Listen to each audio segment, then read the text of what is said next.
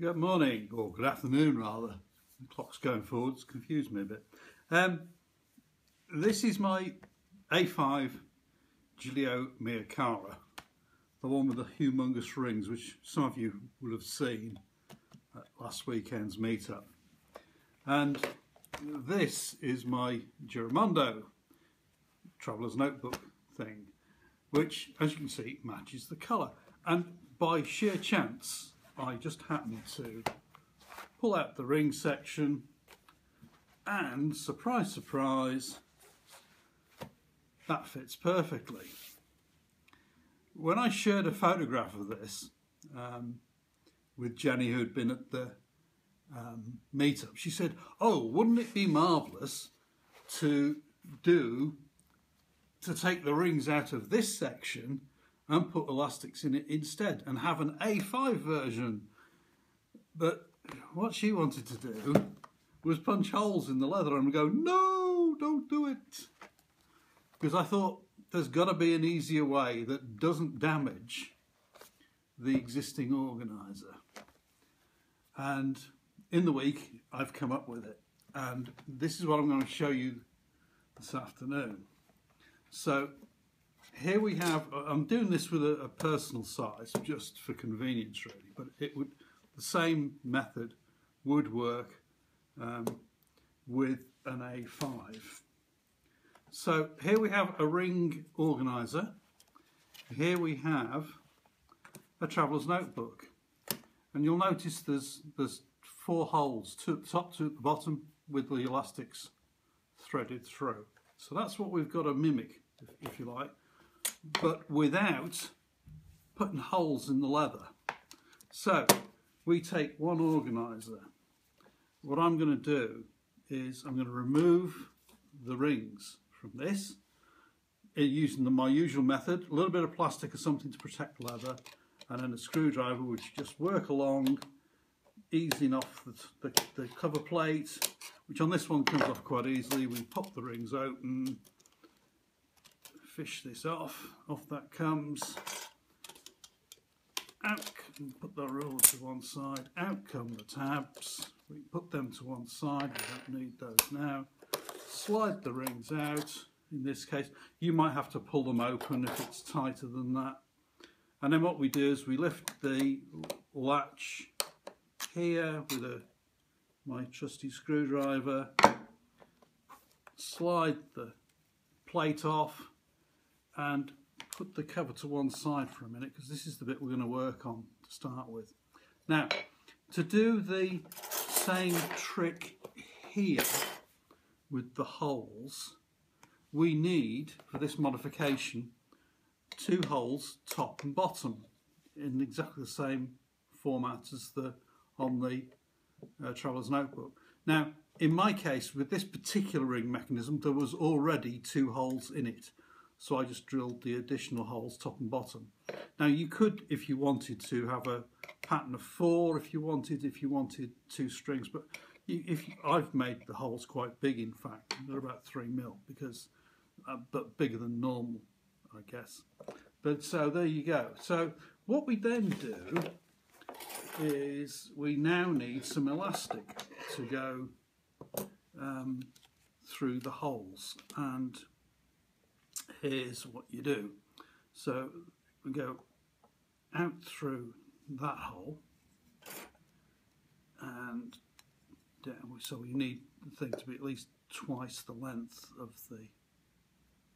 So I'm doing this with an uncut piece, but if I'd have been sort of prepared a bit better, I would have done this a bit earlier, I suppose. So I'm going to take a chance and cut it about there. Why not? So that's one side. So what we do is we go, this is the standard sort of method of stringing these things. So we go in and out of the top 2, like so. It'd be so bad if I could see what I was doing here. Like that. Come here. Why is it when you're always on camera, you're always fingers and thumbs? So you go down from the top down to the bottom one, and we go in through the back of that one I'm going to go in through the top of that one rather, and then back into the middle. Standard stringing, it's nothing, not unusual, we haven't changed anything. So we now have got our two loops, top and bottom. We then tighten this up a little bit, tie it in the middle,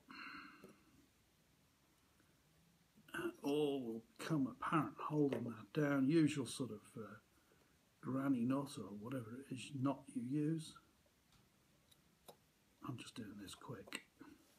So there you have it. Now at the moment this longer of the two loops is down in the middle and I've got to fish it out. He said, right, so we fish it out and we pop it round the back like so. And this has now come loose, that's good, isn't it? But you get the idea, I'm sure. So what we then do is, having got the thing tight and all the rest of it, we then tuck it all in and pop the cover back on again.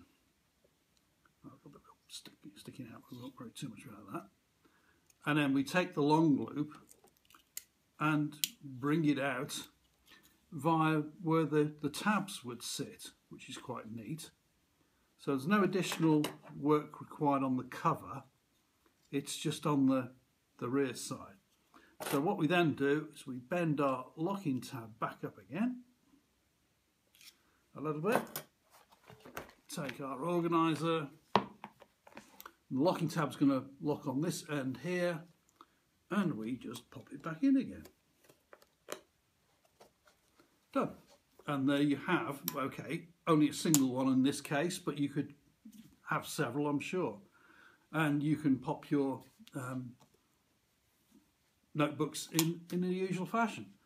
So that's it in one direction. What if you want to then remove it again? Well, you just go through the reverse process. Pop the cover off. This time, because you don't have the rings in the way, you can get at the all the mechanism quite easily. Bend that back up again, pop this out, put that to one side for a second. So not only can I take rings apart quite quickly, I can also put them back together again, hopefully.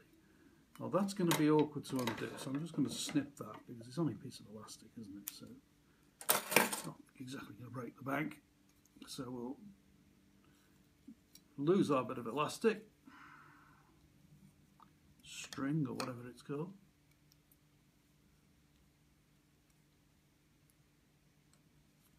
Come out, you devil. Oh, there we go. That comes out of there, comes out of there.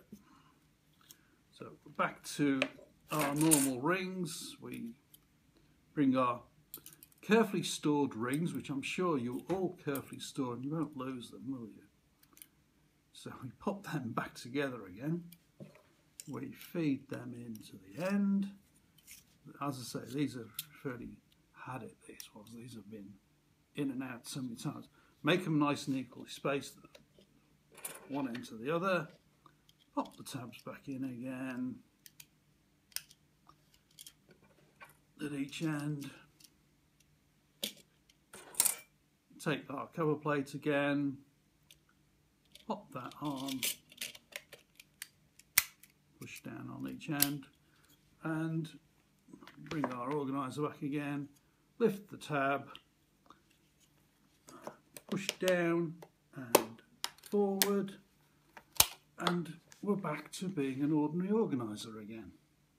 How simple is that? Thank you.